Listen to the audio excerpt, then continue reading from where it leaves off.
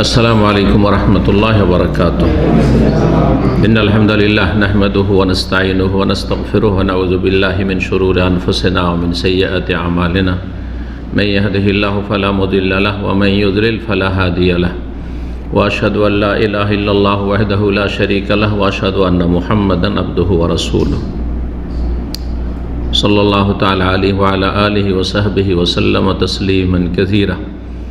أما بعد فإن خير الحديث كتاب الله وخير الهدي هدي محمد صلى الله عليه وسلم وشر الأمور محدثاتها وكل محدثة بدعة وكل بدعة ضلالة وكل ضلالة في النار. أعوذ بالله من الشيطان الرجيم. والذين آمنوا أشد حبا لله.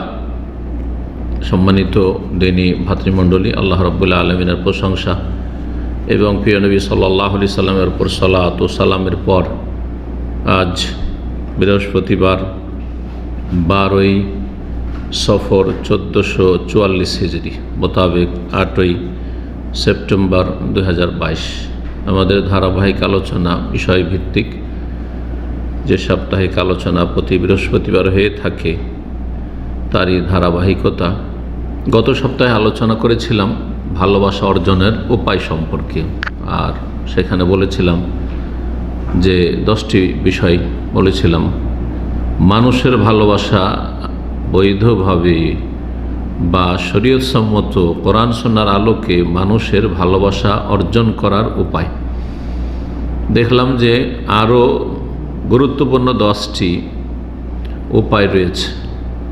সুতরাং আজকে সেই বিষয়টা পূর্ণ করব ইনশাআল্লাহ তাআলা। আল্লাহ রাব্বুল আলামিন ভালোবাসা অর্জনের জন্য শরীয়তসম্মত পন্থাও শিখিয়ে দিয়েছেন ওহীর মাধ্যমে, সেটা কোরআনে কারীমের ওহী হোক অথবা রাসূলুল্লাহ সাল্লাল্লাহু আলাইহি ওয়াসাল্লামের সুন্নাহ হাদিস হোক, রাসূলুল্লাহ সাল্লাল্লাহু আলাইহি ওয়াসাল্লামের সিরাত জীবনী হোক। কোরআন এবং হাদিস এবং নবী সাল্লাল্লাহু আলাইহি ওয়াসাল্লামের জীবনী যদি আমরা সামনে রাখি এবং সেই অনুযায়ী আমরা জীবন গড়ি, তাহলে মানুষের ভালোবাসা অর্জন করতে পারবে। তবে ভালোবাসা অর্জন করতে গিয়ে হারামের ধারে কাছে যাওয়া যাবে না। দুনিয়ার ভালোবাসা হাসিলের জন্য কোনো হারাম উপায় বা নাজায়েজ উপায় অবলম্বন করা হারাম। তাহলে বৈধ উপায়ে জায়েজ মাধ্যমে শরীয়তসম্মত যেসব পদ্ধতি রয়েছে বা যেসব উপায় রয়েছে সেগুলি আমাদেরকে গ্রহণ করতে হবে। আল্লাহ তৌফিক দান করুন। আল্লাহ রাব্বুল আলামিনের ভালোবাসা অর্জন করতে হবে। তারপরে আল্লাহ রাব্বুল আলামিনের মালায়েকা ফেরেশতাদের ভালোবাসা অর্জন করতে হবে। আল্লাহ রাব্বুল আলামিনের নেক বান্দাদের ভালোবাসা অর্জন করতে হবে। মুমিন মুসলিমদের ভালোবাসা অর্জন করতে হবে। আত্মীয় স্বজন আপনজন যাদের সাথে চলাফেরা করছেন আশেপাশে আছে তাদের ভালোবাসা অর্জন করতে হবে। এক কথায় যথাসম্ভব মানুষের ভালোবাসা অর্জনের চেষ্টা করতে হবে। ঘৃণা নয়, বিদ্বেষ নয়। তবে আল্লাহ সন্তুষ্টির জন্য আপনি কথা বলছেন অথবা কাজ করছেন, আর কেউ যদি অসন্তুষ্ট হয়, ভালো না বেশে ঘৃণা করে, সেটা আল্লাহর সন্তুষ্টির উদ্দেশ্যে, কারণ তাতে আল্লাহর ভালোবাসা অবশ্যই আপনি পাচ্ছেন। সুতরাং মানুষের বিদ্বেষ, মানুষের শত্রুতা কোনো ক্ষতি করতে পারবে না। এই ক্ষেত্রে কোরআন এবং সুন্নাহয় বলা হয়েছে। কোরআনে কারীমের একটি আয়াত রয়েছে, ওয়ালা ইয়াখাফুনা লাওমাতা লাইম। যারা আল্লাহ সন্তুষ্টির জন্য কাজ করে, কথা বলে, আমল করে, তারা কোনো তিরস্কারকে ভয় করে না, পরোয়া করে না। কে কি বলল, কে অসন্তুষ্ট হবে, কে মন খারাপ করবে, কে গাল দিবে, কে দুশমন হয়ে যাবে, এসব পরোয়া করবে না। কারণ সেটা হচ্ছে আল্লাহর সন্তুষ্টির জন্য। তো কথা না বাড়িয়ে তাহলে বাকি পয়েন্টগুলো আপনাদের সামনে পেশ করি। 11 নম্বর উপায় হচ্ছে ভালোবাসা অর্জনের মানুষের সাথে কৃত চুক্তি বা প্রতিশ্রুতি পুরা করা। কোনো চুক্তি হোক সে ব্যক্তি পর্যায়ে, পারিবারিক, সামাজিক অথবা রাষ্ট্রীয়, আন্তর্জাতিক বিভিন্ন রকমের চুক্তি রয়েছে, বিভিন্ন রকমের চুক্তি রয়েছে। কোনো প্রতিষ্ঠানের সাথে আপনার চুক্তি, দূরে না গিয়ে আপনার আমার যে চুক্তি আছে কার সাথে, যে প্রতিষ্ঠানে আপনি চাকরি করছেন তার সাথে কি আছে, চুক্তি আছে যে আপনি এত ঘন্টা কাজ করে দেবেন। আর তাদের চুক্তি আছে, আপনার প্রতিষ্ঠানের কোম্পানি চুক্তি আছে যে এত ঘন্টা কাজ, এই কাজগুলি করলে আমি এত টাকা বেতন দেবো, এই সুযোগ সুবিধা দেব। পুরা করা ফরজ উভয় পক্ষ থেকে। উভয় পক্ষকে জিজ্ঞাসা করা, ইয়া আইয়ুহাল্লাযীনা আমানু আউফু বিল উকুদ, সূরা মায়েদার প্রথম আয়াত। আল্লাহর বলছে, হে ঈমানদারগণ, তোমরা তোমাদের যে চুক্তিগুলি রয়েছে সেগুলিকে পূর্ণ করো। চুক্তি পুরা করতে যেন কোনো রকমের ত্রুটি ঘাটতি না থাকে। আপনি যে চুক্তি করেছেন কন্ট্রাক্ট, সেটা পুরা করবেন, সেটা লিখিত হোক অথবা মৌখিক হোক। আর আপনার সাথে যে চুক্তি করা হয়েছে সেটা পুরা করবে, না হলে ইন্নাল আহদা কানা মাসউলা, অন্য আয়াত আল্লাহ বলছেন চুক্তি সম্পর্কে আল্লাহর সামনে জিজ্ঞাসিত হবে। প্রতিটি ব্যক্তি, প্রতিটি প্রতিষ্ঠান জিজ্ঞাসিত হবে, সবাইকে আল্লাহ জিজ্ঞেস করবে। মাসউল, এই দায়িত্ব নিজেই নিতে হবে, বহন করতে হবে, আল্লাহর কাছে জবাব দিতে হবে। আল্লাহ মানে জিজ্ঞাসা, দেখেতে মাসউল মানে জিজ্ঞাসিত হবে, আল্লাহর কাছে জিজ্ঞাসা করা, সওয়াল হবে যে তুমি ওয়াদা পুরা করেছিলে কিনা। চুক্তি হোক আর ওয়াদা হোক, সেটা আপনি হালকা মনে করেন অথবা ভারী মনে করেন। বিশেষ করে যেসব চুক্তি পুরা না করলে ক্ষয়ক্ষতির আশঙ্কা আছে, যেসব ওয়াদা, চুক্তি তো অবশ্যই, চুক্তি কথাটি আরও শক্ত, কিন্তু ওয়াদা, প্রতিশ্রুতি দিয়েছেন কাউকে যে ভাই আপনাকে, ঠিক আছে ধার চেয়েছেন, আপনাকে ধার দেব, ধরেন এই উদাহরণ। ধার দেওয়া ওলামারা বলছেন যে ফরজ নাই, কিন্তু কখন ফরজ হয়ে যাবে ওয়াদা পূরণ করা? যখন আপনার কথার ভিত্তি করে সে আরেক জায়গায় কোনো কিছু করে ফেলেছে, ফেসে যাবে, তখন ফরজ হয়ে গেছে। আর নাহলে এমনি বলেছিলেন ভাই আর পারলাম না, হয়তো পারলেন, গুনাহগার হবেন না। কিন্তু এই নয় যে কারোর সাথে ওয়াদা করবেন আর এই স্বেচ্ছায় আপনি শখ করে ওয়াদা করবেন, আর শখ করে আপনি সেটা ভঙ্গ করবেন, এমন নয়। ওয়াদা খেলাফি করা এটা মুনাফিকের চরিত্র। আল্লাহ রাব্বুল আলামিন বহু আয়াতে কোরআন এখানে প্রশংসা করেছেন, যারা চুক্তি সম্পাদন করে তাদের তাগিদ করেছেন এই চুক্তি সম্পাদনের, চুক্তি পুরা করার, চুক্তি সম্পাদনের পরে। আর চুক্তি ভঙ্গকারীদের আল্লাহ রাব্বুল আলামিন শাস্তির কথা বর্ণনা করেছেন বা তাদের নিন্দা করেছেন। যেমন সূরা রাদে বেশ কিছু আয়াত রয়েছে মর্মে, আয়াত নম্বর 19 থেকে শুরু করে 24 পর্যন্ত। ইন্নামা ইয়াতাযাক্কারু উলুল আলবাব, আল্লাহ বলছেন জ্ঞানীরাই উপদেশ নিয়ে থাকে। জ্ঞানী কারা? 1 নম্বর তাদের বৈশিষ্ট্য, আল্লাযীনা ইউফুনা বিআহদিল্লাহি ওয়া লা ইয়ানকুযুনাল মিসাক। জ্ঞানী সত্যিকার অর্থে ওরা যারা আল্লাহর সাথে কৃত চুক্তি পূর্ণ করে, ওয়া লা ইয়ানকুযুনাল মিসাক, আর চুক্তি ভঙ্গ করে না। সেটা আল্লাহর সাথে চুক্তি, গোলামির চুক্তি, বান্দা আর মাবুদের চুক্তি হোক, অথবা আল্লাহর বান্দাদের সাথে কোনো চুক্তি করেছেন, সেটাও আল্লাহর সাথে ওয়াদা করা যাবে।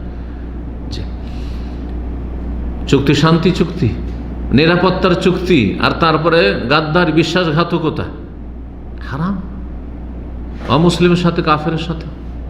জি, তারা চুক্তি ভঙ্গ করে না। আর তারপরে তারা যে সুসম্পর্ক রাখার আল্লাহ নির্দেশ দিয়েছেন সেই সুসম্পর্ক রাখে, রবকে ভয় করে আর পরকালের হিসাবকে ভয় করে। তারা ধৈর্য ধারণ করে আল্লাহ সন্তুষ্টির জন্য, সালাত কায়েম করে, যা আল্লাহ দিয়েছেন ধন সম্পদ তা থেকে খরচ করে, গোপনে প্রকাশ্যে। ওয়ায়াদরাউনা বিল হাসানাতি সাইয়্যা, এবং ভালো দিয়ে মন্দকে দূর করে। এদেরই পরিণাম সুন্দর,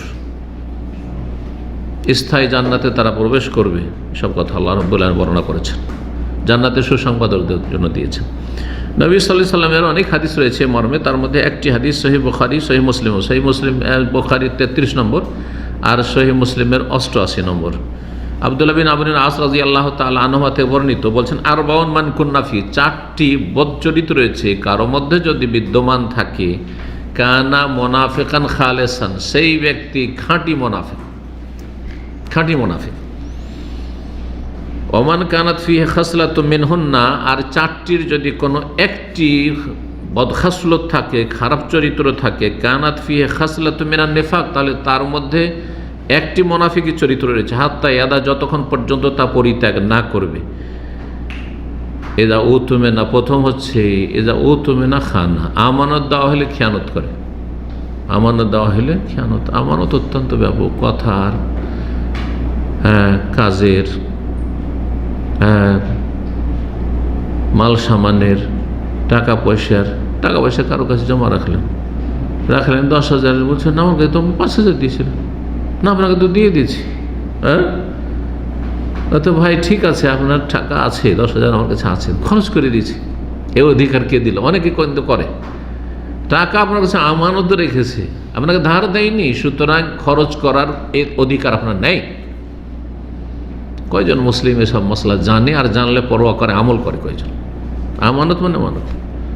আমার কাছে বহু লোক টাকা পয়সা রেখেছে আমাদের সাথে সাথে ওকে বলিস তুমি খামে ঘরে নিয়ে এসো, যেভাবে রেখেছো ওইভাবে খোলেনি। আমাকে কয়েক ভাই তো বলেছে, শেখ আমার কোনো টাকার প্রয়োজন নেই গোটা বছর, সুতরাং আপনার যে কোনো প্রয়োজন হলে খরচ করতে পারেন, জাযাকাল্লাহ খের, আল্লাহ না করে আপনার মুখাপেক্ষী আমি হই। মনে মনে বলি আর কি, মুখাপেক্ষী হই, আর আল্লাহ রাব্বুল আলামিন যথেষ্ট আমার জন্য, আল্লাহর রহমত বরকত যথেষ্ট আমার জন্য, আলহামদুলিল্লাহ। দুনিয়ার লোভ বেশি থাকলে মানুষের প্রয়োজনে শেষ আছে? মানুষের প্রয়োজনে শেষ আছে? আমার 1 তলা বাড়ি হয়েছে, আরে 2 তলা উঠিয়ে নিলে তো আরও ভাড়া পাবো, চলেন মেলা টাকা তো জমা আছে। আমি টাউনে আছি, সিটিতে একটা জায়গা, ভালো একটা জায়গা পাচ্ছি, ধরে নিই, টাকা পয়সা তো আমার জমাই আছে, মানুষের আমানত করছে এরকম লোকেরা। না, এই অধিকার আপনাকে দেওয়া হয় নাই। এরকম সমিতি, আপনাদের বাংলা ভাষায় সমিতি করাই খুব প্রসিদ্ধ। বহু লোকের কথা শুনেছি, তারা বাহ্যিক ধার্মিক, দাড়িওয়ালা, অনেকে আলেম, অনেকে দাওয়াতি ময়দানে আছে, আর অনেকে মাশাআল্লাহ দিনী ভাই, সব সমিতি করে পরের কাঁধে পা দিয়ে, কারণ অনেক টাকা পয়সা জমা হয়ে গেছে, সব নিয়ে 1-2 জন লাখপতি কোটিপতি, বাকিগুলো কিছু পাচ্ছে না, তাকিয়ে আছে যে আমরা পাবো কিছু। এসব কাহিনী আপনাদের যথেষ্ট জানা আছে, আল্লাহ হেফাজত করে। এগুলো মুনাফিকের চরিত্র, আমানতে খেয়ানত এগুলো। জি, ওয়াইজা হাদ্দাসা কাযাবা, আর কথা বললে মিথ্যা বলা। ওয়াইজা আহাদা গাদারা, কারোর সাথে চুক্তি করলে বিশ্বাসঘাতকতা, চুক্তি ভঙ্গ করা। ওয়াইজা খাসামা ফাজারা, আর ঝগড়া লাগলে, তর্ক শুরু হইলে গালাগালি শুরু হয়ে গেল, মুখ খারাপ হয়ে গেল, ভাষা খারাপ, একটু ভাষা খারাপ, কারোর সাথে একটু মেজাজটা একটু গরম হইল। যারা গাড়ি চালায়, ইল্লা মাশাআল্লাহ, রাগ করবেন না যারা গাড়ি চালান, কিন্তু গাড়ি চালা যারা ড্রাইভিং করে তাদের অবস্থা, জি, একটু কিছু হইল ফট করে মুখ খারাপ হয়ে গেল। বরং আমি তো দেখছি লাফিয়ে নেমে গেল 2 ড্রাইভার, আরে সামান্য একটু ওভারটেক করেছে, 2 জন গাড়ি ছেড়ে লাফিয়ে নেমে গেছে, এখন শুরু করে দিবে গাড়ি। এত উত্তেজিত, একটু মনোমালিন্য হইলে, ঝগড়া হইলে ফাজের নোংরামি শুরু করে দিল, নোংরা ভাষা বেরোতে শুরু হয়ে গেল। তো ওয়াদা পুরা করতে হবে, চুক্তি সম্পন্ন করতে হবে, চুক্তি যা করেছেন তা পূর্ণ করতে হবে। 12 নম্বর উপায় হচ্ছে মানুষের ভালোবাসা অর্জনের। আশেপাশে যারা আছে তাদের সাথে মাঝে মাঝে দেখা সাক্ষাৎ করা এবং তাদের খোঁজ খবর নেওয়া। আর যার যত বেশি হক রয়েছে, যে যত বেশি ঘনিষ্ঠ, তার তত বেশি হক এই ব্যাপারে। যেমন আপনার প্রতিবেশী, আপনার আত্মীয়, রক্তের সম্পর্ক, আর মুসলিম, তাহলে কতটি হক? কতটি? ট্রিপল হক, 3। আত্মীয় কিন্তু প্রতিবেশী নয়, 2টা হক। হ্যাঁ, অমুসলিম প্রতিবেশী, হ্যাঁ অমুসলিম, তাহলে আত্মীয় নয় হয়তো, একটা হক।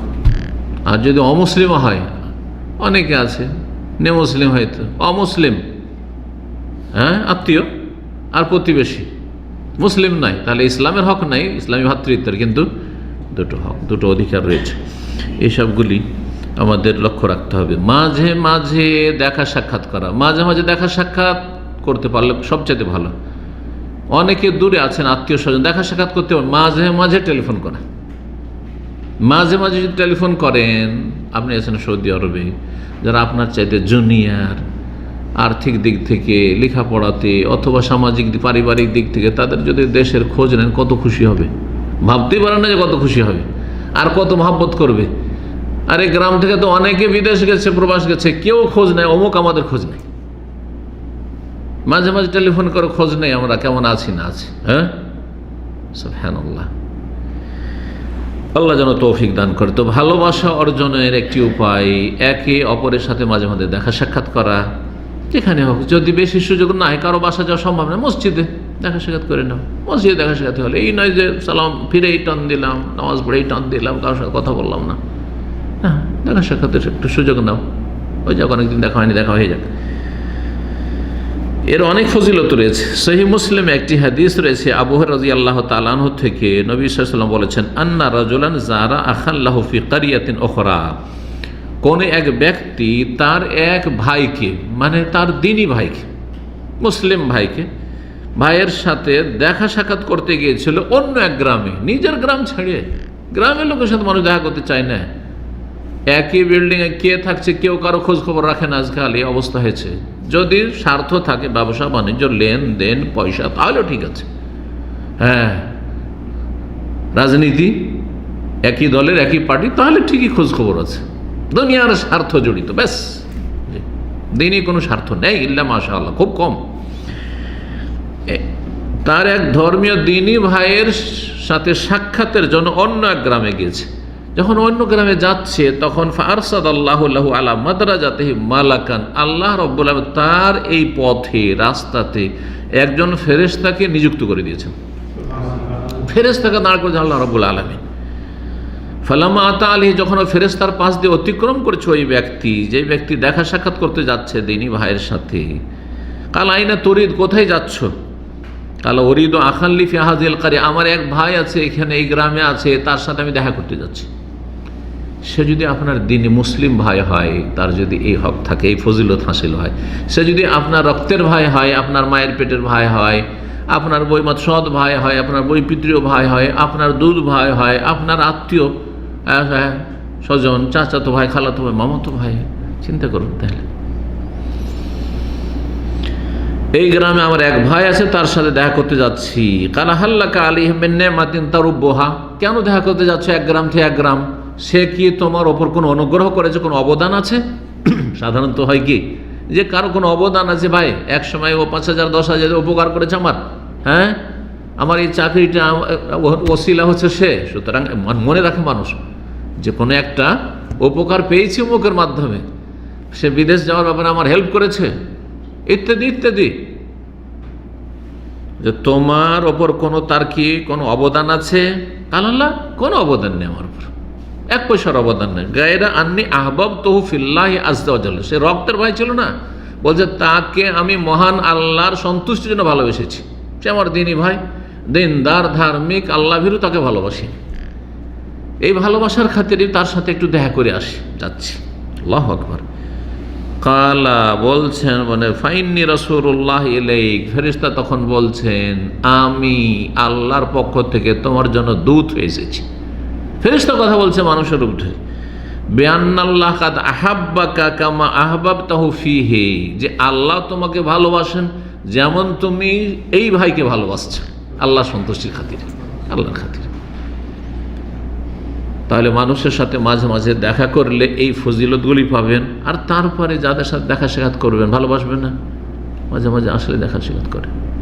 জি, যারা ইসলামী সেন্টার থেকে অনেকে আছে, অনেক আরবরা আছে, অনেক পুরাতন তারা সদস্য ছিল বা সহযোগী ছিল ইসলামী সেন্টারে, আজকে যেহেতু 24-25 বছর এখানে হয়ে যাচ্ছে, একজন এসে 10 বছর পরে এখানে দেখা সাক্ষাৎ করতে এসেছে, কী যে খুশি, কারণ আমাদের সাথে সময় ছিল, শুধু দেখা করতে এসছে আমাদের সাথে, আর খোঁজ করছে অমুক শাইখ কই, অমুক শাইখ কোথায়, খোঁজ করছে।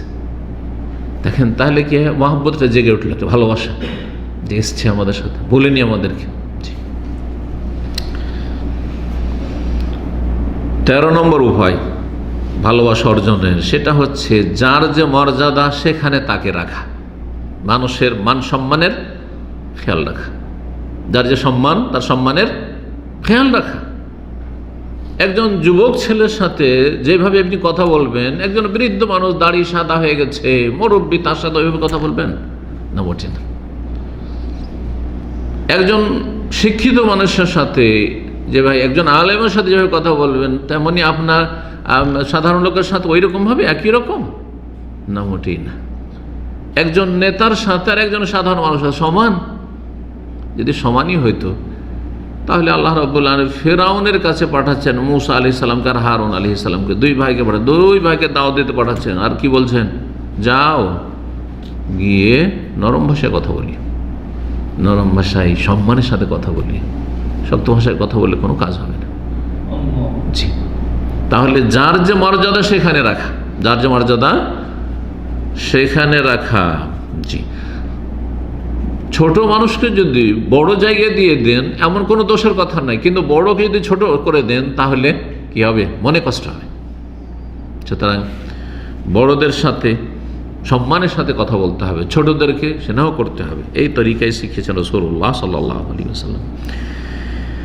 এই মর্মে আনাস রাদিয়াল্লাহু তাআলা আনহু থেকে বর্ণিত হাদিস রয়েছে, বলছেন যে নবী সাল্লাল্লাহু আলাইহি ওয়াসাল্লামের কাছে একজন বৃদ্ধ মানুষ আসলো, যা শাইখুন ইউরিদুন নবী সাল্লাল্লাহু আলাইহি ওয়াসাল্লামের সাথে দেখা সাক্ষাৎ করতে। বয়স্ক মানুষ এসেছে, যেমন এই মুরব্বী সাহেব আপনাদের পরে এসেছেন, আপনারা আগে চলে এসেছেন। যখন পরে এসছে ওই বুড়ো মানুষ, হ্যাঁ প্রবীণ মানুষ, ফাআবতাল কওম আনহু ইয়াসাউলাহু বা ইয়াসাউলাহু, লোকেরা আগে থেকে বসেছিল তার জন্য জায়গা প্রশস্ত করেন, জায়গা ছাড়েন, আসছে পিছনে বসে যান, একটু সরে সরে বসতে দেবো এমনটা করেন, বা জায়গা মানে সংকীর্ণ ছিল জায়গা, তো একটু দেরি করেছে লোকেরা সরতে, এমন যে সরেনি এমন কথা নেই, সরছে, কিন্তু একটু হয়তো বুড়ো মানুষকে দাঁড়িয়ে থাকতে হয়েছে, এসে বসবে। ফাকাল নবী সাল্লাল্লাহু আলাইহি ওয়াসাল্লাম তখন লাইসা মিন্না মান লাম ইয়ারহাম সাগীরানা ওয়া ইউআক্কির কাবীরানা, আমার দলভুক্ত না, আমার লোক না তারা, এই নয় যে আমার উম্মত না, আমার উম্মত থেকে খারিজ করে দিবেন। তো এক শ্রেণীর লোকেরা এরকম তর্জমা করে নিজেরাই খারিজি হয়ে যাচ্ছে, মানে কোন একটা গুনাহের জন্য, পাপের জন্য একবার উম্মত থেকে বের করে দিয়েছে, ইসলাম থেকে বের করে দিচ্ছে। এই জন্য অর্থ করতে গিয়ে একটু যারা বক্তাদের হুঁশ থাকে না, কারণ বক্তা যত গরম করে বলতে পারে মনে করেছে যে ততই ভালো কাজ হবে। হ্যাঁ, কোনো একজনকে গাল দিলে মুসলিম থাকে না, আরে না না না, এটাই ইসলাম না, বাড়াবাড়ি হয়ে গেল। কথাকে শক্ত করতে গিয়ে এমন কথা বললেন যেটাতে খারিজিদের গন্ধ চলে আসছে, এমনটা না হয় যেন, খুব সতর্ক সাবধানে কথা বলতে হবে। তো লাইসা মিন্না মানে আমাদের মধ্যে কার না, এখন এইটাকে টেনে আপনি আমার উম্মতিরই না করতেও পারেন আপনি, আবার আমার লোক না, আমরা ভালো মানুষকে আমাদের লোক বলি, আর একটু খারাপ হলে ধর এটা আমার না। আর নিজের ছেলেদের ক্ষেত্রে অনেকে বলেন না, একটা ছেলে বেশি দুষ্টামি করলে, হ্যাঁ সে আপনি রসিকতার ছলেই বলেন না কেন স্ত্রীকে, ধর এটা তোমার, এটা আমার না, বলছেন না? হ্যাঁ, আসলে কি অস্বীকার করছেন? না, অস্বীকার নয়, কিন্তু কথা হচ্ছে যে এটা আমার মতো, হ্যাঁ এই ছেলেকে আমি পছন্দ করি, এই মেয়েটাকে আমি পছন্দ করি আমার মনের মতো। তো লাইসা মিন্না মানে আমার আদর্শের অন্তর্ভুক্ত নয়, আমার আদর্শ এটা নয় যে ছোটর উপর মায়া করবে না আর বড়কে সম্মান করবে না। লাইসা মিন্না মানে আমার উম্মতের নয়, এইরকম অর্থ করা যাবে না। মাল্লাম ইয়ারহাম সাগীরানা, যে ছোটর ওপর মায়া করে না, দয়া করে না, ওয়া ইউআক্কির কাবীরানার, বড়র সম্মান করে না। বড় শ্রদ্ধা সম্মান করতে হবে, আর ছোটকে আদর স্নেহ করতে হবে যে কোনো জায়গায়, যে কোনো জায়গায়। আর বড় মানে শুধু বয়সেই বড় না, হতে পারে আপনার উপর ম্যানেজার আপনার কোম্পানিতে চাপিয়েছে, সে আপনার ছেলের বয়সের, কিন্তু সে এই দিক থেকে বড়, সুতরাং তাকে কি করতে হবে? সম্মান করতে হবে, করতে হবে, কি ভালোবাসা অর্জন হবে। আর যদি বলে যে আরে আমার ছেলের বয়সের, আর ওখানে গিয়ে যদি আপনি তার কাছে নিজের বাহাদুরি দেখান যে আমি তোমার চাইতে সিনিয়র, তোমার চাইতে বড়, তাহলে তো আপনাকে অন্তরে তো তার শত্রুতা দানা বাঁধবে, আর তখন আপনাকে সেখান থেকে সরিয়ে দেওয়ার চেষ্টা করবে। করবে না? করবে না। ভালোবাসা অর্জন না হয়ে কি হয়ে যাবে? আপনি মানুষের ঘৃণা অর্জন করবেন। এই হাদিস মুসনাদ আহমদে রয়েছে, আবু দাউদে রয়েছে, তিরমিজিতে রয়েছে। আল্লামা আলবানী হাদিসটিকে সহিহ বলেছেন। 14 নম্বর উপায় হচ্ছে যে কোনো রকমের ভালো চরিত্র, সৎ চরিত্রে চরিত্রবান হওয়া। চরিত্রবান মানুষকে সবাই ভালোবাসে। চরিত্রবান যদি না হয় কোনো মানুষ, যতই সহি আকীদার আর মানহাজের হোক না কেন, মানুষ ভালোবাসবে না। যতই আপনি কঠোর পরিশ্রমী হন ইবাদত বন্দেগীতে, সুন্দর ইবাদত বন্দেগী, তাহাজ্জুদ গুজার, আর 5 ওয়াক্তের প্রথম কাতারে হাজির, কিন্তু চরিত্র খারাপ, মানুষ ভালোবাসবে না। মানুষ ভালোবাসবে না। আর ভালো চরিত্রের অনেক অমুসলিমকে মানুষ ভালোবাসে। ভালো চরিত্রের লোক যদি অমুসলিম হয় তবুও মানুষ ভালোবাসে, যে লোকটা মানুষের উপকার করে। যতগুলি ভালো চরিত্র তার মধ্যে আছে, শুধু তার মধ্যে কি নেই? আল্লাহর প্রতি ঈমান নেই, পরকালে বিশ্বাস নেই, আল্লাহর ইবাদত বন্দেগী নেই। সে মুসলিম নয়, কাফের, কিন্তু তাকে এমনিতে মানুষ ভালোবাসে। যেটা ধর্মীয় ভালোবাসা নয়, পার্থিব ভালোবাসা, এতটুকু জায়েজ আছে। কিন্তু ধর্মীয় ভালোবাসা আমার মুসলিম ভাইয়ের ওপর প্রাধান্য পাবে না, সবসময় এটা মনে রাখতে হবে। তো ভালোবাসা অর্জন করতে হয়, চরিত্র ভালো হইতে হবে। আমাদের এই কথাটিতে আরও তাগিদ করে বলা উচিত, আমাদের অধিকাংশ সহি আকীদা মানহাজের ভাই বোনদের চারিত্রিক ত্রুটি আছে, বিভিন্ন দিক থেকে ত্রুটি আছে। কর্কশ ভাষা, রূঢ় আচরণ, মানুষের সাথে শক্ত ব্যবহার, নম্রতা নেই, তারপরে ছাড় দেওয়ার ব্যাপার স্যাপার নেই। না কেন এটা বলবে, না কেন এটা করবে? আরে নবী সাল্লাল্লাহু আলাইহি ওয়াসাল্লামের চরিত্র ছিল কেন, জীবনে জিজ্ঞাসা করেন। আনাস রাদিয়াল্লাহু কি বলছেন? খাদামতু রাসূলুল্লাহ 10 সিনিন, 10 বছর খিদমত করেছি। যেই দিন নবী সাল্লাল্লাহু আলাইহি ওয়াসাল্লাম এসেছেন মদিনায়, আর তারপর থেকে শুরু করে ইন্তেকাল পর্যন্ত 10 বছর খিদমত করেছি রাসূলুল্লাহ সাল্লাল্লাহু আলাইহি ওয়াসাল্লাম। কখনো কোনো কাজ করতে বলেছেন আমি বিলম্ব করে দিয়েছি? ছোট ছেলে, করছি, যেমনটা হয় বাড়িতে ছেলেরা, এমন নয় যে ছেলে বাপের অবাধ্য, মায়ের অবাধ্য, কিন্তু করছি, করিনি। লেমা আলাম তাফাল, কেন করনি, কখনো জিজ্ঞাসা করেনি। কোনো একটি কাজ সংসারের বা নবী সাল্লাল্লাহু আলাইহি ওয়াসাল্লামের জন্য নিজে থেকে করে ফেলেছি, করতে বলেননি। শোকজ করো, কেন করলে তুমি? কখনো করেনি রাসূলুল্লাহ সাল্লাল্লাহু আলাইহি ওয়াসাল্লাম। ছাড় দিতে হবে, স্ত্রীকে ছাড় দিতে হবে, মা বাবাকে ছাড় দিতে হবে। মা বাবার উচিত হবে ছেলে মেয়েকে ছাড় দিবে সব ক্ষেত্রে, শুধু ধরতে হবে না। কখনো আপনি সফল না, যে কোনো সফল স্বামী না। এইরকমই স্বামীকে যদি কোনো স্ত্রী ধরে, কড়া স্ত্রী, এটা কেন করলে তুমি, এটা কেন করলে না তুমি, তোমাকে বললাম যে এটা বাজার করে এসো, কখনো ভালোবাসা অর্জন করতে পারবে না সে মহিলা। যে কোনো লোকের সাথে আপনাকে ছাড় অবশ্যই দিতে হবে। যদি মানুষের সাথে সুসম্পর্ক বহাল রাখতে হয় তো ছাড় অবশ্যই দিতে হবে। জি, আল্লাহ রাব্বুল তৌফিক দান করেন।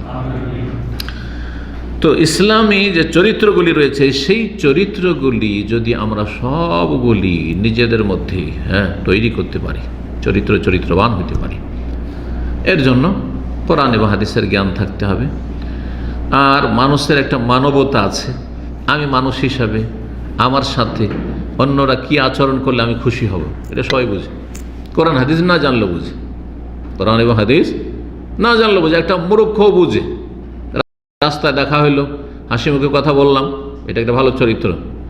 সালাম দিলাম মুসলিম হিসাবে, সালামের জবাব দিলাম, ভাই কেমন আছেন এগিয়ে। যদি সে সালাম দেয় তো শুধু সালামের উত্তর দিয়ে টান দিলাম না, কেমন আছেন, ভালো আছেন, সে যদি বলে কেমন আছেন, ভালো আছেন, আমি আর এক কদম বেড়ে, কি ছেলে মেয়ে ভালো আছে, হ্যাঁ আল্লাহ ভালো রাখুক ইত্যাদি, একটা দোয়া দিয়ে শেষ করে দিল। বেশি কথা লাগলো, কিন্তু ভালো চরিত্রের মানুষ আপনি, কোনো অহংকার নেই। দেখুন আমি একটা সাধারণ মানুষ, আমারও খোঁজ নিচ্ছে। ঠিক, তো আমাদেরকে চরিত্রবান হইতে হবে, তাহলে ভালোবাসা পাওয়া যাবে। শুধু আকীদা আর মানহাজ মুক্তির জন্য যথেষ্ট নয়। সে মুক্তি পাবেন, কিন্তু শাস্তি পেয়ে মুক্তি পাবেন, কষ্ট পেয়ে মুক্তি পাবেন। আপনি তাওহীদ ঠিক আছে, একদিন মুক্তি পাবেন, কিন্তু কষ্ট পেয়ে মুক্তি পাবেন দুনিয়া আখিরাতে অথবা কবরে। আপনার ইবাদত বন্দেগী ঠিক আছে, ফরজ যাবে, কোনো ঘাটতি নেই মাশা আল্লাহর হকের ক্ষেত্রে, কোনো কাবিরা গুনাহতে ওই রকম নেই আল্লাহর হকের ক্ষেত্রে, হ্যাঁ, কিন্তু মানুষের সাথে চরিত্র খারাপ, তাহলে শাস্তি পেতে হবে। শাস্তির কয়েকটা স্তর আছে, সেদিকে ইঙ্গিত করলাম। দুনিয়ার শাস্তি, অশান্তি, এই চরিত্র খারাপ হওয়ার জন্য এত ভালো মানুষ ইবাদত বন্দেগীতে আকীদাতে, কিন্তু অশান্তি, সমাজে অশান্তি, চরিত্র ভালো না, গ্রামের লোক দেখতে পারে না, হ্যাঁ মসজিদে গেলে সেখানে কেউ তাকে পছন্দ করে না, যার সাথে দেখা হয় সবাই তার থেকে কেটে পড়ার চেষ্টা করে, তার থেকে দূরে থাকার চেষ্টা করে। ভাই এর কাছে গেলে ঝামেলা আছে, কারণ এর ব্যবহার খারাপ। হবে না, হবে না, না আপনার আকীদা সুন্দর আর ব্যবহার খারাপ, কাজ হবে? কেউ কাজ হবে না, কেউ কাছে যাবে না, বাস্তব সত্য কথা। কারণ জ্ঞানী মানুষরা খারাপ মানুষকে ভয় করে, যে খারাপ মানুষ হচ্ছে পায়খানার মতো, পায়খানার কাছে যত কাছাবেন তত গন্ধ লাগবে। আমি এই উদাহরণটি অনেক ভাইকে বুঝিয়েছি, সে ভালো বুঝে এসছে আমার। পায়খানার যত কাছাকাছি যাবেন তত বেশি গন্ধ পাবেন, যত দূরে থাকবেন সহি সালামত থাকবেন, নিরাপদ থাকবেন। হ্যাঁ, যদি আপনি নাড়াচাড়া করেন তো শুকনো থেকেও গন্ধ ছড়াবে, বেশি নড়াচড়া করলে। সুতরাং যার চরিত্র খারাপ তার সাথে যদি নাড়াচাড়া করেন, মানে লেনদেন শুরু করলেন, তার সাথে খাওয়া দাওয়া শুরু করলেন, তাকে ডাকলেন, কখনো তার ঘরে কখনো গেলেন, আরও ঝামেলা বাঁধবে। দূরে থাকেন, দূরে থাকেন। যেটাকে আজকালকার ভাষা বলা হচ্ছে দূরত্ব বহাল রেখে সম্পর্ক রাখা, দূরত্ব বহাল রেখে, যেটা বলা হচ্ছে সেফ ডিস্টেন্স। হ্যাঁ, এই যে আজকাল করোনা তো আমাদেরকে শিখিয়েছে যে ঠিক আছে ভাই, আপনার সাথে করোনার জামানাতে সম্পর্ক ঠিক আছে, কিন্তু একটু দূরত্ব বহাল রেখে, সালাম আলাইকুম, মুসাফার না, সালাম আলাইকুম, ওয়ালাইকুম আসসালাম, দূর থেকে, নাক বেঁধে, মুখ বেঁধে, আধা বেজে গেছে। এটা খারাপ চরিত্র লোকের সাথে এভাবে চলতে হবে, তাহলে আপনি তার অনিষ্ট থেকে বেঁচে থাকবেন। নবী সাল্লাল্লাহু আলাইহি ওয়াসাল্লাম এইরকম লোকগুলিকে খারাপ বলেছে, ইন্না মিন আশাররিন নাস মানজিলাতান ইয়াউমাল কিয়ামা, কিয়ামতের দিনে সবচেয়ে খারাপ মানুষ আল্লাহর কাছে কারা?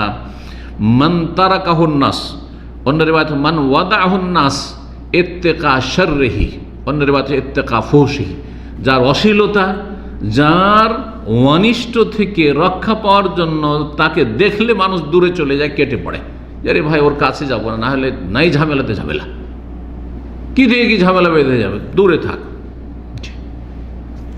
তো চরিত্র ভালো করতে হবে, তাহলে মানুষের ভালোবাসা পাওয়া যাবে। এই মর্মে স্পষ্ট হাদিস রয়েছে। আল্লাহ রাব্বুল আলামিন ভালোবাসার পরে কার ভালোবাসা? রাসূলুল্লাহ সাল্লাল্লাহু আলাইহি ওয়াসাল্লামের ভালোবাসা। আমরা যেমন আল্লাহকে সবচেয়ে বেশি ভালোবাসবো এবং রাসূলুল্লাহ সাল্লাল্লাহু আলাইহি ওয়াসাল্লামকে তারপরে সবচেয়ে বেশি ভালোবাসবো, হ্যাঁ, ঠিকই তেমনি আল্লাহর ভালোবাসা অর্জনের সাথে সাথে নবী করিম সাল্লাল্লাহু আলাইহি ওয়াসাল্লামের ভালোবাসার পাত্র যাতে হইতে পারেন, কিয়ামতে কাজে আসে, শাফাতে সুপারিশ সময় কাজে আসে, হৌজে কাউসারে কাজে আসে, হ্যাঁ, আর ওই হাসরের মাঠের কষ্ট হালকা করার ক্ষেত্রে কাজে আসে। ঠিক শোনেন এই মর্মে হাদিস সহিহ বুখারীতে 3476 নম্বর হাদিস, আব্দুল্লাহ বিন আমর বিন আস রাদিয়াল্লাহু তাআলা আনহু হতে বলেন, ছোট্ট একটি হাদিস কিন্তু খুবই গুরুত্বপূর্ণ। ইন্না মিন আহাব্বিকুম ইলাইয়া আহসানাকুম আখলাকান, তোমাদের মধ্যে আমার কাছে সবচেয়ে প্রিয়জন কে বলছেন? স্বয়ং রাসূলুল্লাহ সাল্লাল্লাহু আলাইহি ওয়াসাল্লাম। তোমাদের মধ্যে সবচেয়ে বেশি প্রিয় ব্যক্তি আমার কাছে এলাইয়া কে? আহসানাকুম আখলাকান, যার চরিত্র সবচেয়ে ভালো, যার চরিত্র যত ভালো সে তত বেশি আমার কাছে প্রিয় ব্যক্তি। তার রাসূলুল্লাহ সাল্লাল্লাহু আলাইহি ওয়াসাল্লাম প্রিয় ব্যক্তি কে? যার চরিত্র ভালো।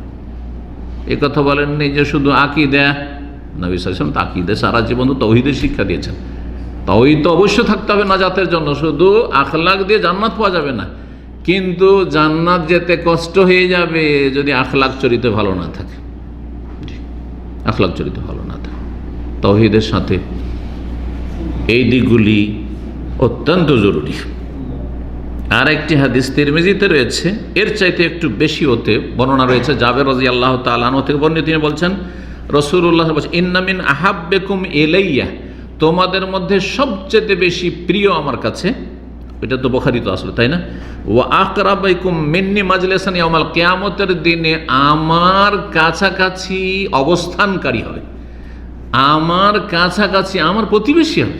সুবহানাল্লাহ। জান্নাতে আখেরাতের নবী সাল্লাল্লাহু আলাইহি ওয়াসাল্লাম প্রতিবেশী, নবী সাল্লাল্লাহু আলাইহি ওয়াসাল্লামের মজলিসের কাছে কাছাকাছি মজলিস হবে। তার মানে কি, রাসূলুল্লাহ সাল্লাল্লাহু আলাইহি ওয়াসাল্লামকে যে সবচেয়ে উচ্চ মর্যাদা আল্লাহ দেবে জান্নাতে, তার কাছাকাছি আপনাকে আল্লাহ কী করে অধিষ্ঠিত করবেন, সেখানে উঠিয়ে দেবেন, উন্নীত করবেন। যেমন তেমন কথা নয়, এটা আকীদা দিয়ে পাওয়া যাবে না, ইবাদত দিয়ে পাওয়া যাবে না, কী দিয়ে পাওয়া যাবে? তো সবচেয়ে বেশি প্রিয় এবং সবচেয়ে কাছাকাছি হবে আমার কিয়ামতের দিনে আহাসেনাকুম আখলাকা, যাদের চরিত্র সবচেয়ে ভালো, যাদের চরিত্র সবচেয়ে ভালো, শুধু ভালো নয় সবচেয়ে ভালো, কোনো দিকে যেন ত্রুটি না থাকে, কোনো মিথ্যা কথা নেই, ওয়াদা খেলাফি নেই, বেঈমানি নেই, কারো একটা পয়সা এদিক ওদিক করা নেই, সততা সচ্চরিত্র। সারা জীবন আপনার গ্রাম থেকে শুরু করে যদি বায়োডাটা বের করা হয়, আপনার গ্রামের লোক কোনো খারাপ রেপোর্ট দিতে পারবে না যে এই ছেলেটি 15 বছর 18 বছর বয়সে এরকম অঘটন ঘটিয়েছে, এরকম খারাপ ছিল, আর তারপর ছেলেটা ভালো না। মাশাআল্লাহ, যাকেই জিজ্ঞাসা করেন এই ছেলে সম্পর্কে আমরা ভালো ছাড়া কিছুই জানি না, খুব ভালো ছেলে।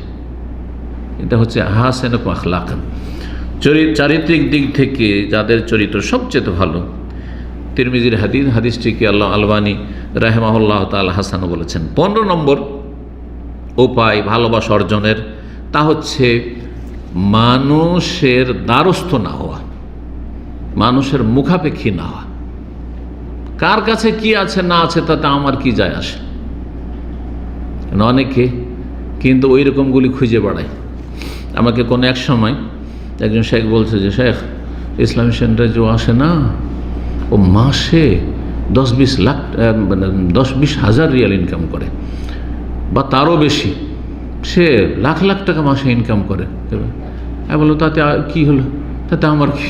আলহামদুলিল্লাহ, আমি তো কে বেশি পয়সা ইনকাম করে এইরকম লোকই খুঁজি না, কারণ না জানি আমার অন্তরে শয়তান ফিতনা দিতে পারে যে এই লোকটির ক্ষেত্রে আমি কি হই, অনেক ক্ষেত্রে ঝুঁকে যেতে পারি যে লাকাদ কিত্তা তারকানু ইলাইহিম শাইআন কালিলা, আল্লাহ নিন্দা করেছে, হে নবী সাবধান সাবধান। উপক্রম ছিল যে কাফের নেতাদের দিকে তুমি একটু ঝুঁকে যাবে না, কখন না। যার মধ্যে সততা আছে যতটা, সে অনুযায়ী আমি তার দিকে ঝুঁকব। আকীদার দিক থেকে, আদর্শের দিক থেকে, মানহাজের দিক থেকে, ইবাদত বন্দিগির দিক থেকে, আখলাক চরিত্রের দিক থেকে, এলেম শিখার দিক থেকে নিয়মিত দারসে আসে, নিয়মিত আমার কাছ থেকে উপকৃত হয়। আর সেই ব্যক্তি ইসলামী সেন্টার সম্পর্কে ভালো কিছু মানুষকে মেসেজ দেওয়ার চেষ্টা করে। ইসলামী সেন্টার সম্পর্কে সে কোনো খারাপ মেসেজ গিয়ে দেবে না।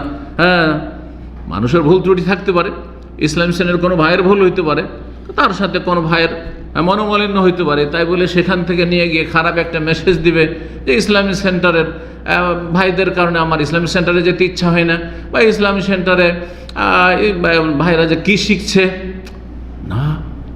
আরে তুমিও মানুষ, ওরাও মানুষ, কোনো একজন ভুল করার কারণে তুমি ইসলামী সেন্টারে কী দোষ হলো? ইসলামী শিক্ষার কী দোষ রয়েছে? শিক্ষার কিসের দোষ রয়েছে?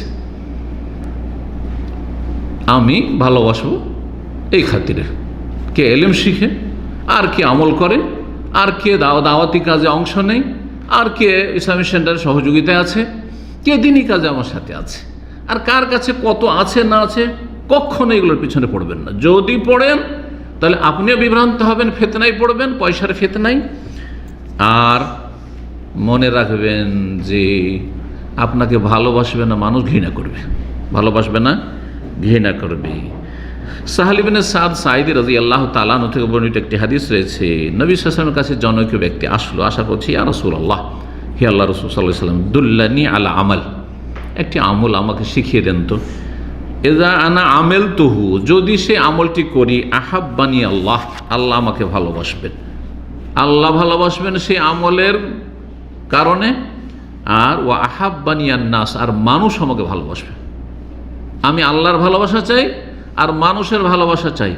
এমন কোন আমল বাতলিয়ে দেন যে আমল করলেই আল্লাহ ভালোবাসবে আর আল্লাহর সৃষ্টি মানুষও ভালোবাসবে।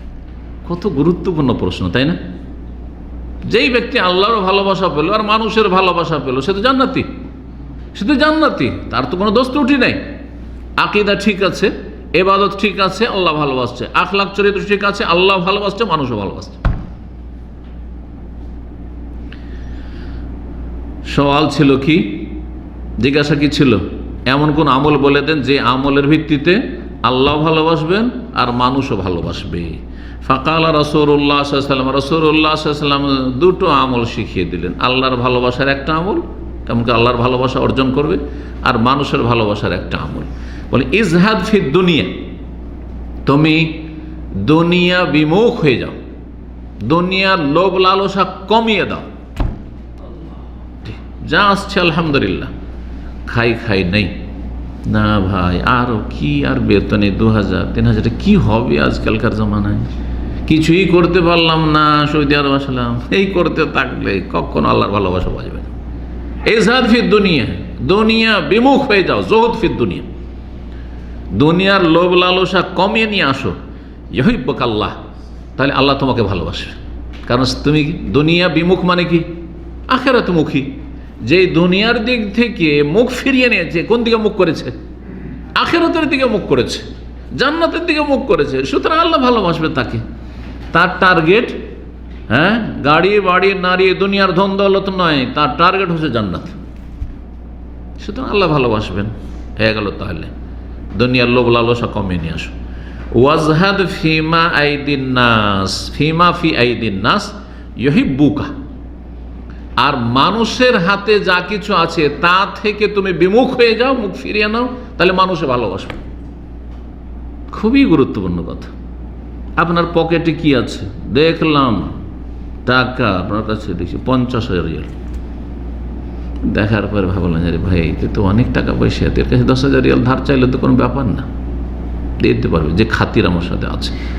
আর চট করে চেয়ে ফেললাম, ভাই একটু দেন তো টাকা, একটু ধার, টাকা তো সাথে মেলা আছে, দিয়ে দিবে, হয়তো দিয়ে দিবে, যেহেতু আপনাকে ভালোবাসে, একটা খাতির হয়ে গেছে আর দেখে নিয়েছেন টাকা পয়সা, দিয়ে দিবে, ঠিক না? কিন্তু আগামীতে সে আর আপনার সামনে টাকা দেখাবে না, লোক, অথবা দেখা সাক্ষাৎ হলে এর সাথে না দেখা করে ভালো, কি জানি আবার কোনখানে ফাঁসায়। একবার ধার দিয়েছি, কোন রকম করে উঠেছে, আবার না ফাঁসায়, ঠিক কিনা? আর যদি হাত ভারী হয় তাহলে তো বলতেই হবে, জীবনেও আপনার সাথে দেখা করতে চাইবে না, দেখলেই বলাবে। আচ্ছা টেলিফোন করছেন আপনি, তখন কি তার একটা ভয় লাগা আছে যে একবার ধার চেয়েছে রে, আর দিতে হয়েছে, আর এর টেলিফোন উঠাবো না, কোন ঝামেলায় পড়ি, আবার টাকা পয়সা চাইতে পারে, হবে না? হবে না? যদি ধার চাওয়াতে মানুষ কেটে পড়ে, তাহলে যদি কেউ ভিক্ষা চাইতে শুরু করে, হেল্প চাইতে শুরু করে, যে আমি দেশে যেতে পারিনি, 3-4 বছর হয়ে গেল, তো একটা যদি টিকিটের ব্যবস্থা আপনি করে দিতেন ইসলামী সেন্টার থেকে, আর দেখছেন যে একটা লোক এরকম চেয়ে ফেলল, তখন ওকে দেখলেই তো পালাবেন, তাই না? এইটাই হচ্ছে আল্লাহর মাঝে আর মানুষের মাঝে পার্থক্য। আল্লাহর কাছে যত চাইবেন আল্লাহ তত কাছিয়ে নেবেন, তত ভালোবাসবেন, আর মানুষের কাছে যত চাইবেন, যত দ্বারস্থ হবেন, তত পালাবে, কেটে পড়বে। এই জন্য কারো দ্বারস্থ হবেন না, যথাসাধ্য চেষ্টা করবেন অমুখাপেক্ষী হওয়ার, কারো মহতাজ নাই। আনতুমুল ফুকারা ইলাল্লাহ, আল্লাহর মহতাজ, আল্লাহর মুখাপেক্ষী, কারো এক পয়সা জীবনেও, যদি গোটা গ্রাম আপনার এরপরে জানে জীবনে একটা পয়সা আমাদের কাছে ধার চাইনি। মানুষের তো সুখ দুঃখ হয়, অভাব পড়তে পারে, আর কখনো নিজের অভাবের কথা বলেনি, নিজের থেকে খোঁজ নেবে, আপনার নিজেরই খোঁজ নেবে যে কি অবস্থা। কিন্তু যখন মানুষের বিশেষ প্রয়োজনে ধার নেওয়া কোনো দোষের কথা নয়, কিন্তু এটাকে স্বভাব বানিয়ে নেওয়া, স্বভাব বানিয়ে নেওয়া, যে সুযোগ পেলে ধার নে, আর সুযোগ পেলে ধার দূর করে, 1 তলা আছে 2 তলা কর, 2 তলা আছে 3 তলা কর, আর একটু বড় লোক হওয়া, পরের টাকা নিয়ে বড় লোক হয়, হ্যাঁ, এইরকম যার স্বভাব আছে তাকে দেখলে মানুষ কেটে পড়বে। নবী সাল্লাল্লাহু আলাইহি ওয়াসাল্লাম এই কথাই বলেছেন। আল্লাহর ভালোবাসা হাসিল করার জন্য কি করতে হবে? দুনিয়ার লোভ কমিয়ে নিয়ে আসতে হবে। আর মানুষের ভালোবাসা অর্জনের জন্য কার কাছে কি আছে ওইসব খুঁজি না, কারো আপনি মুখাপেক্ষি হবেন না, কারো দ্বারস্থ হবেন না। যতই জানেন যে ওর কাছে টাকা পয়সার কোনো অভাব নেই, চাইলে যে কোনো সময় 10-20 হাজার দিয়ে দিবে, তারপর চাইবেন না। আলহামদুলিল্লাহ, যা আছে আমার কাছে তাই খাবো আমি, আলহামদুলিল্লাহ তাই দিয়ে চলবো। আল্লাহ তৌফিক দান করুন।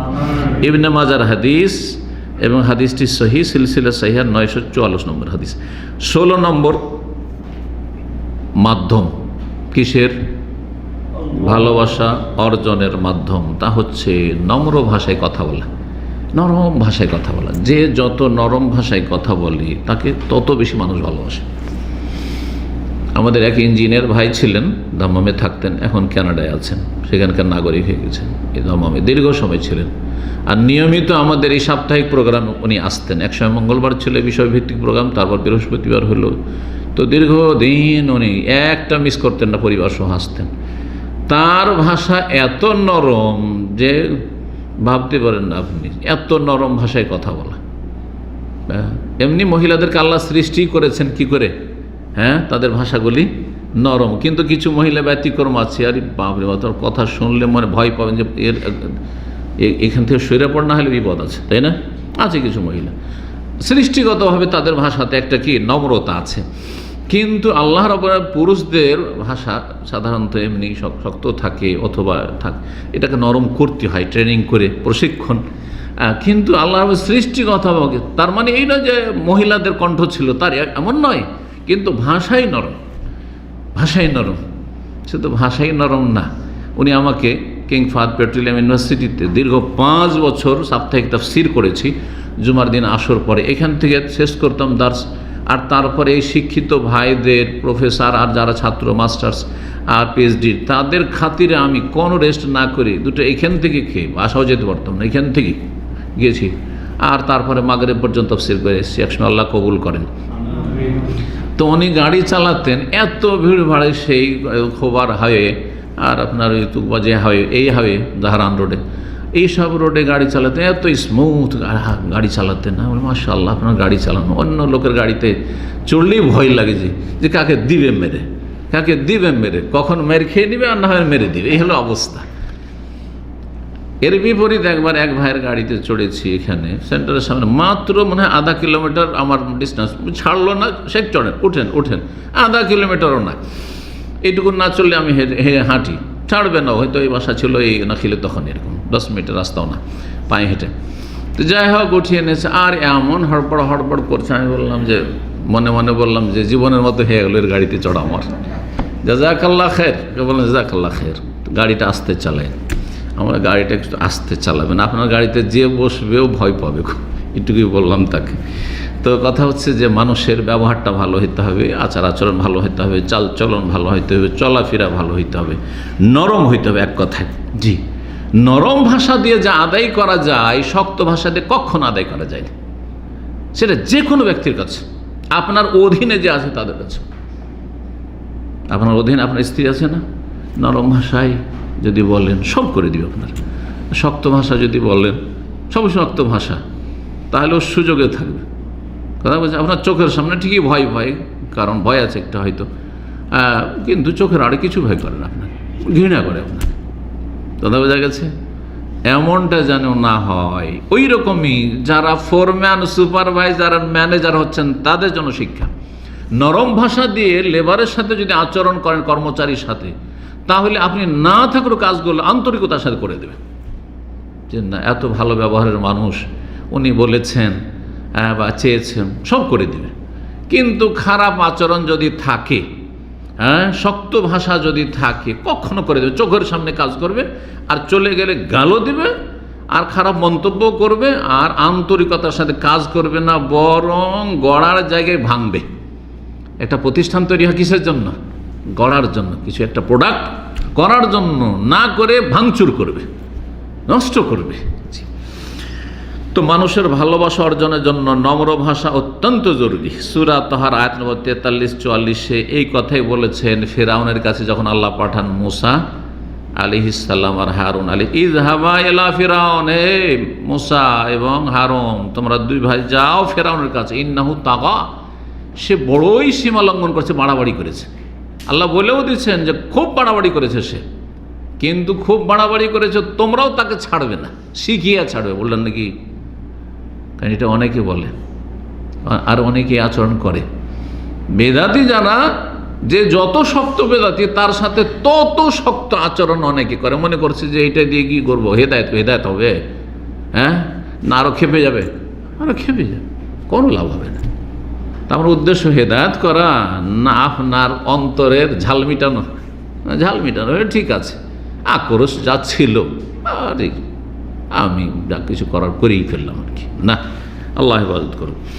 সে খুব বাড়াবাড়ি করেছে। ফাকুল আলাহু কাউলান লাইয়ানান, সুতরাং তার সাথে গিয়ে নরম ভাষায়, কাউলান কথা বলিও, লাইয়ানান নরম ভাষায়, নরম ভাষায় কথা বলার বিভিন্ন দিক রয়েছে। ভাষাটা নরম হইতে হবে, ছোট হয়ে কথা বলতে হবে, তাকে বড় মনে করতে হবে, যেই মর্যাদা তাকে সেইভাবে সম্বোধন করতে হবে। তাহলে একজন রাজার সামনে গিয়ে তাকে বাদশাহ নামদার বা অমক তমক, হ্যাঁ হে মহামান্য, হ্যাঁ ইত্যাদি ইত্যাদি যেসব ভাষা যে পরিবেশে যে ভাষায় রয়েছে, যে সেইভাবে বলা। লাআল্লাহু ইয়াতাযাক্কার, যদি নরম ভাষায় কথা বলো তো সম্ভবত সে উপদেশ নেবে, আও ইয়াখশা, অথবা আল্লাহকে ভয় করবে। আল্লাহকে জানতেন না যে কোশ্চিন কালো হেদায়েত হবে না, তো কাফের হয়ে মরবে, জানতেন না?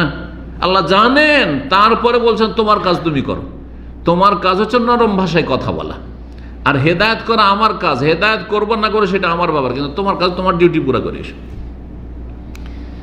আল্লাহ রাব্বুল আলামিন ভালো করেই জানেন, এই জানাতে কোনো রকমের সন্দেহ নেই যে সে কাফের হয়ে মরবে, আর সে অবস্থায় মরবে, সে ডুবে মরবে, ধ্বংস হবে, কোনোদিন ঈমান নিয়ে আসবে না।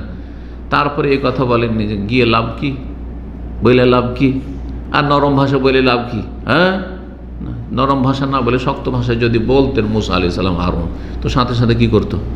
ফেরাউন জবাই করার হুকুম দিত, ধর এদের জবাই করে দে, তা তো করেনি। এই যে নরম ভাষার ফল, হেদায়েত হয়নি, কিন্তু কোনো রকমের বাড়াবাড়ি সীমা লঙ্ঘন করেনি, জুলম অত্যাচার করেনি। যেটা করেছে আল্লাহর হক নষ্ট করেছে, মানুষের সাথে যেসব জুলম অত্যাচার করেছে। সূরা আলে ইমরান আয়াত নম্বর 159 আল্লাহ বলছেন ফাবিমা রাহমাতি মিনাল্লাহ, এটা আল্লাহর রহমত। আল্লাহ কি বলছেন? এটা আল্লাহর রহমত যে লিনতাল, হে নবী তুমি নম্র আচরণ করে থাকো। তাহলে নবী সাল্লাল্লাহু আলাইহি ওয়াসাল্লাম যে মানুষের সাথে নরম ব্যবহার করেন, নরম আচরণ করেন, এটি আল্লাহর বিশেষ অনুগ্রহ। তাহলে আমার মধ্যে যদি নম্রতা থাকে, আমার যদি ব্যবহার ভালো হয়, আমার যদি কথাবার্তা চলা ফিরে আচার আচরণ ভালো হয়, এটি কি আল্লাহর বিশেষ রহমতি মিনাল্লাহ, আল্লাহর রহমত, আল্লাহর অনুগ্রহ। ওয়ালাউ কুনতা ফাজ্জান গালিযাল কলবি লানফাদ্দু মিন হাওলিক, তুমি যদি ফাজ্জান কর্কশ ভাষী হইতে, গালিযাল কলবা নিষ্ঠুর হইতে, রূঢ় আচরণ করতে, খারাপ আচরণ করতে, ভাষাও খারাপ আর মন মেজাজও এইরকমই একবারে, তাহলে লানফাদ্দু মিন হাওলিক, মানুষ তোমার চারপাশ থেকে পালিয়ে যেত, ছড়িয়ে ছিটিয়ে বিক্ষিপ্ত হয়ে যেত, কেউ তোমার পাশে ঘনিয়ে আসতো না। খারাপ মানুষের কাছে কেউ যায় না, কথা বোঝা গেছে না? খারাপ মানুষের কাছে কেউ যেতে চায় না, কিন্তু ভালো মানুষের কাছে সবাই ঘনিয়ে আসতে চায়, কারণ ওর কাছে গেলে ও আতরের মতো, গেলে একটু সেন্ট পাবো, ভালো কিছুই পাবো, খারাপ পাবো না। আল্লাহ তৌফিক দান করুন। নবী সাল্লাল্লাহু আলাইহি ওয়াসাল্লামের হাদিস রয়েছে, জান্নাতে স্পেশাল একটি অট্টালিকা রয়েছে, ইন্না ফিল জান্নাতে গোরাফান অন্য রিওয়ায়াতে রয়েছে, আর গোরফাতান ইউরা জাহিরান বাতিনা ওয়া বাতিনা মিন জাহিরা, যার বাহির থেকে ভিতর দেখা যায়, ভিতর থেকে বাহির দেখা যায়। আল্লাহু আকবার, এত স্বচ্ছ তার প্রাচীর, সব কিছু স্বচ্ছ। আবু মুসা আশারী রাদিয়াল্লাহু তাআলা আনহু বললেন যে লেমান হে ইয়া রাসূলুল্লাহ, এই জান্নাতের অট্টালিকা কার জন্য, এত সুন্দর অট্টালিকা?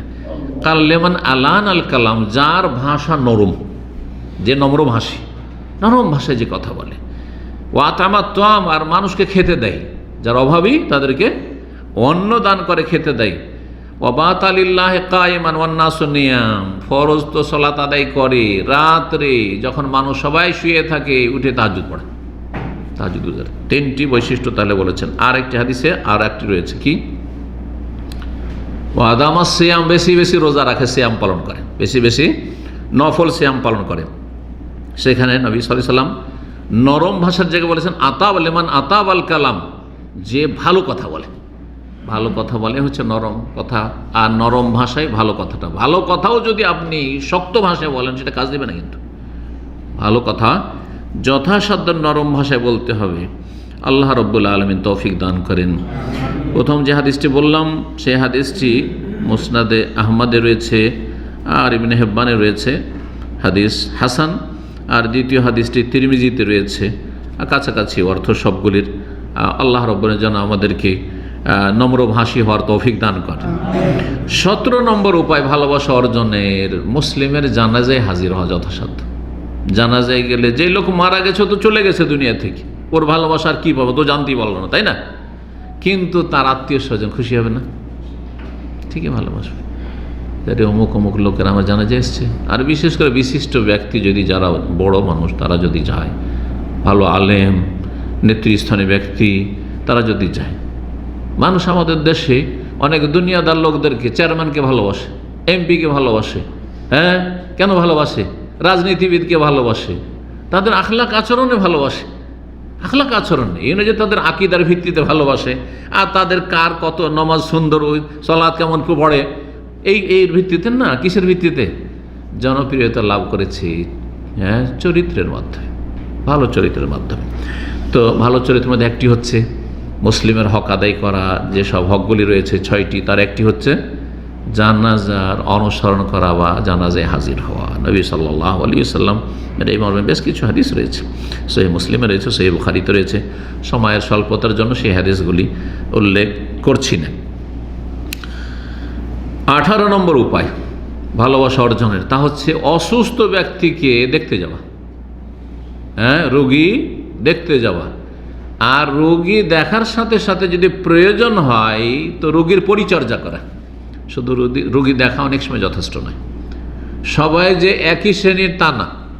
আপনি ধরেন রোগীর রুমেই থাকেন, রোগীর আপনি নিকট আত্মীয়, রোগীর আপনি প্রতিবেশী, আর আমরা রোগী থেকে দূরে, কিন্তু জানছি যে অমুক অসুস্থ, তাহলে সবাই কি একই রকম কাজ করব?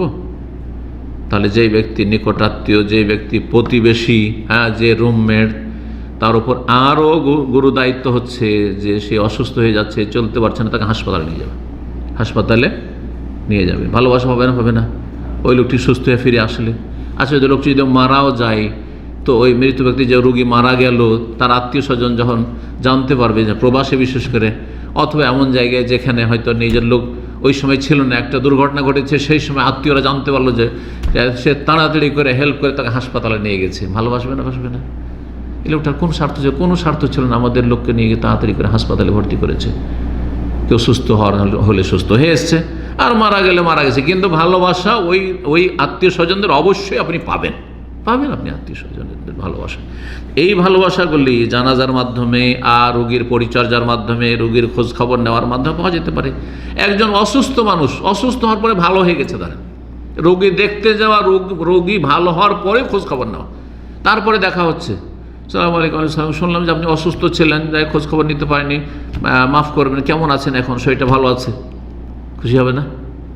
ভালোবাসা অন্তরে হবে না? অবশ্যই হবে, অবশ্যই হবে। আর তার চাইতে ভালো ছিল যদি অসুস্থ অবস্থায় খোঁজ খবর নিতে পারে। এমনকি ইহুদির সন্তান মদিনায়, সহিহ বুখারীতে হাদিস রয়েছে, রাসূলুল্লাহ সাল্লাল্লাহু আলাইহি সাল্লামের খেদমত করত। রাসূলুল্লাহ সাল্লাল্লাহু আলাইহি সাল্লাম এত বড় ব্যক্তিত্ব এই উম্মতের, সুবহানাল্লাহ, তিনি চলে যাচ্ছেন ইহুদির বাড়িতে। আমরা কি ভাবতে পারি যে আমাদের এইরকম বিশিষ্ট ব্যক্তি কোনো হিন্দুর বাড়িতে, কোনো খ্রিস্টানের বাড়িতে, কোনো ইহুদির বাড়িতে চলে যাবে? তার আপনজনরা, প্রিয়জনরা অসুস্থ আছে দেখতে, খুব কম পাবেন আপনি। এমন লোকদের পাবেন হয়তো দুনিয়ার গরজ আছে, তাহলে ইলেকশনের গরজ আছে, অথবা পয়সার গরজ আছে, তারা আল্লাহর প্রতি ঈমানের ভিত্তিতে যাচ্ছেন তা না। আর আপনি গেলে আল্লাহর প্রতি ঈমানের জন্য, রাসূলুল্লাহ, এটি আদর্শ। রাসূলুল্লাহ ইহুদির ছেলেকে দেখতে গেছেন, আর দেখতে যাওয়ার সুপ্রভাব হচ্ছে যে সে ইসলাম কবুল করেছে, জাহান্নাম থেকে রক্ষা পেয়েছে। চিন্তা করেন যে ইহুদি কত কট্টর দুশমন, তারপরও ছেলে যখন তাকাচ্ছে, নবী সাল্লাল্লাহু আলাইহি ওয়াসাল্লাম যখন ইসলামের দাওয়াত দিলেন যে তুমি লা ইলাহা ইল্লাল্লাহ পড়ে না মুসলিম হয়ে যাও, বাপের দিকে একটু তাকাচ্ছে যে দেখি আমার বাবা কি বলছে। যদি হ্যাঁ বলে, ইশারা করে, গ্রিন সিগন্যাল দেয় তো ওকে ঠিক আছে, আর যদি না যদি বলে, দেখেন বাচ্চারা যখন কেউ টাকা পয়সা দেয়, আপনাদের বাড়িতে যখন মেহমান আসে টাকা পয়সা দেয়, কিন্তু ছেলেরা কি করে, বাপ মার দিকে তাকায় নিব কি নিব না। যদি বলে হ্যাঁ হ্যাঁ, তার নিবে না, কিন্তু নিব না, মাথাটা একটু হিলিয়ে দিলে হইল, ঠিক না, নিয়ে ফেলবে। তো বাপ বলছে আতে আবুল কাসেম সাল্লাল্লাহু আলাইহি ওয়াসাল্লাম, নবী বলছে না ইহুদি, কত বিদ্বেষ আছে, আবুল কাসেমের কথা মেনে নাও। কালেমা পড়ে মুসলমান হয়ে গেল। নবী করিম সাল্লাল্লাহু কি যে খুশি হলেন, একটা লোক জাহান্নাম থেকে বেঁচে গেল। আলহামদুলিল্লাহিল্লাযী আনকাযাহু মিনান নার। কিসের জন্য, কিসের জন্য ইসলাম গ্রহণ করলো? তাকে দেখতে গেছে। আর ইহুদি বংশধর হয়তো দেখতে আসেনি, কিন্তু রাসূলুল্লাহ সাল্লাল্লাহু আলাইহি ওয়াসাল্লাম আমাকে দেখতে এসেছেন, আমার ছেলেকে দেখতে এসেছেন, বংশধর খোঁজ খবর নেই না। অনেক অমুসলিম এইভাবেই প্রভাবিত হয়, ইসলামের দিকে আকৃষ্ট হয়। অনেক বেদাতিরা তৌহিদ সুন্নতের দিকে আকৃষ্ট হয়, যে আমাদের নিজেদের লোকের আমাদের খোঁজ খবর নেই না, আর শেখ আমার খোঁজ খবর নিচ্ছে। আমি এত গাল দিই, এত খারাপ মনে করি, তারপরে খোঁজ খবর নিচ্ছে। জি, তো মানুষের ভালো আচরণ দিয়ে যেটুকু অর্জন করা যায়, তা খারাপ দিয়ে কখনো বা সমান সমান দিয়েও সেটা হাসিল করা যায় না। কেউ খারাপ আচরণ করছে সেজন্য আমিও খারাপ করব, এটা দিয়ে কখনো সেটা হাসিল হয় না। আল্লাহ যেন বোঝার তৌফিক দান করেন। আর রোগীর পরিচর্যা করার আর রোগীর খোঁজ খবর নেওয়ার তো ফজিলত রয়েছে। 19 নম্বর উপায় হচ্ছে সিলাতুল আরহাম, আত্মীয়দের সাথে সুসম্পর্ক। যে নিজের আত্মীয়দের সাথে সুসম্পর্ক রাখে, গোটা বংশ তাকে ভালোবাসবে, বাইরের লোকও ভালোবাসবে। পরীক্ষিত, কারণ বাইরের লোক দেখছে যে এই ছেলেটি তার বাপ মাকে দেখছে, তার ছোট ভাই বোনেরা যতগুলি ছিল সবগুলিকে লাইনে লাগিয়েছে, আর বোনগুলো সব বিয়ে শাদী দিয়েছে, আর তারপরে আত্মীয় স্বজনের খোঁজ খবর নেই, ভালোবাসবে না? অবশ্যই ভালোবাসবে। বাইরের লোকেরা কেন ভালোবাসবে? যে ছেলেটা কত ভালো, আমাদের চোখের সামনে দেখলাম যে সবগুলি কাজ করলো, এতগুলি সে ভালো কাজ করলো, জি এত ভালো ছেলে, সুবহানাল্লাহ। অথচ তারা কিছু পায়নি, হয়তো বাইরের লোক যারা, তারা কিছু পায়নি, পেয়েছে আপনার ভাই বোনই পেয়েছে, আপনার বাপ মাই পেয়েছে, আপনার আত্মীয় স্বজনরা পেয়েছে, খালা ফুফুরাই পেয়েছে, কিন্তু অন্যরা দেখেছে যে এগুলো করেছেন আপনি। সুতরাং আত্মীয়দের সাথে সুসম্পর্কের মাধ্যমে ইহকার পরকালের লাভ রয়েছে। নবী সাল্লাল্লাহু আলাইহি ওয়াসাল্লামের সহিহ বুখারী মুসলিম হাদিসে, মান সাররাহু আইয়ুবসাতা লাহু ফি রিজকিহি, কেউ যদি পছন্দ করে যে তার রিজিককে আল্লাহ কি করুক, প্রশস্ত করে দিক, ধন সম্পদে, রিজিকে, সুস্থতায়, আয়ুতে আল্লাহ বরকত দিক, রিজিক সব কিছুই। ওয়া ইউনসা লাহু ফি আসারি, ছেলে মেয়ে, স্ত্রী ছেলে মেয়ে, ভালো স্ত্রী পাবে, ভালো ছেলে মেয়ে পাবে, ধন দৌলত পাবে, আর মানসিক শারীরিক সুখ শান্তি পাবে, সুস্থতা পাবে, দীর্ঘায়িত হবে, এসবগুলি রিজিক। মান সম্মান পাবে, সুনাম পাবে, খ্যাতি পাবে, এইসব যদি চাই। ওয়ায়ুন সালাফি আসারিহি, আর তার আয়ু বৃদ্ধি করা হোক, আয়ু বৃদ্ধি করা হবে, আর রুজিতে বরকত দেওয়া হবে। কিসের মাধ্যমে? ফালিয়াসেল রাহেমাহু, কেউ যদি চায় যে এটা হোক আমার, তাহলে সে যেন আত্মীয়দের সাথে সুসম্পর্ক রাখে। আর আত্মীয়দের মধ্যে সবচেয়ে নিকটের আত্মীয় কে? কে? মা এবং বাবা। মা এবং বাবা, এই দুইজন সবচেয়ে কাছের। তাদের সাথে যারা ভালো আচরণ করেছে, বাকিদের সাথে অবশ্যই তারা চেষ্টা করে ভালো আচরণ, আল্লাহ তৌফিক দান করেন। কিন্তু দিনের জ্ঞান লাগবে, অনেকে দিনের জ্ঞান নেই, যার ফলে বাপ মা আমাকে মানুষ করেছে, সেই জন্য কষ্ট করে মানুষ করেছে, বাপ মাকে তো দেখতে হবে, ভাই বোনদের কোনো খোঁজ খবর নেই, চাচা মামা খালা ফুফু কোনো খোঁজ খবর নেই। হ্যাঁ, ওরা পর তো পর, একেবারে পর মনে করে না, এ জাহেল মূর্খ। তো দিনের জ্ঞান, অজ্ঞানের ভিত্তিতে দিনের এলম হাসিল করে আমল করতে হবে, আল্লাহ তৌফিক দান করুন। 20 নম্বর উপায় হচ্ছে ভাষা কন্ট্রোল করা। যদি মানুষের ভালোবাসা চান তো সংযত কথা বলতে হবে, জবানটা কন্ট্রোল করে কথা বলতে হবে।